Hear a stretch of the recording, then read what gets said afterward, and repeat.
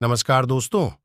आज हम जानेंगे कि गौतम बुद्ध की शिक्षा के अनुसार एक क्रोधी व्यक्ति अछूत क्यों है।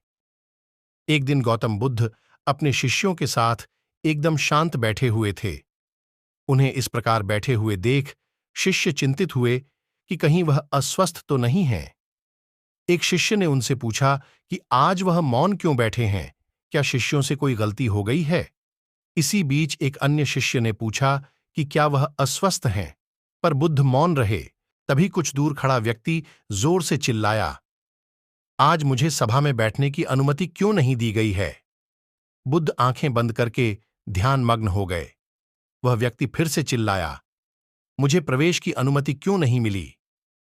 इसी बीच एक उदार शिष्य ने उसका पक्ष लेते हुए कहा कि उसे सभा में आने की अनुमति प्रदान की जाए। बुद्ध ने आंखें खोलीं और बोले, नहीं, वह अछूत है, उसे आज्ञा नहीं दी जा सकती। यह सुनकर शिष्यों को बड़ा आश्चर्य हुआ। बुद्ध उनके मन का भाव समझ गए और बोले, हां, वह अछूत है।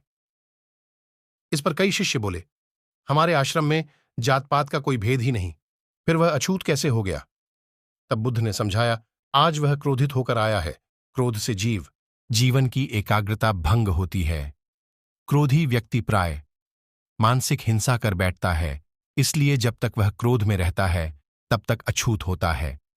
इसलिए उसे कुछ समय एकांत में खड़े रहना चाहिए। क्रोधित शिष्य भी बुद्ध की बातें सुन रहा था। पश्चाताप की अग्नि में तपकर वह समझ चुका था कि अहिंसा ही मनुष्य का महान कर्तव्य व परम धर्म है। वह बुद्ध के चरण में गिर पड़ा और कभी क्रोध न करने का प्रण लिया।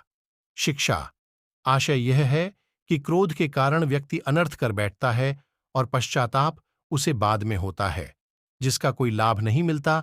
इसलिए हमें क्रोध नहीं करना चाहिए। असल मायने में क्रोधित व्यक्ति अछूत हो जाता है और उसे अकेला छोड़ देना चाहिए। क्रोध करने से तन, मन और धन तीनों की हानि होती है। क्रोध से ज्यादा हानिकारक कोई और वस्तु नहीं है।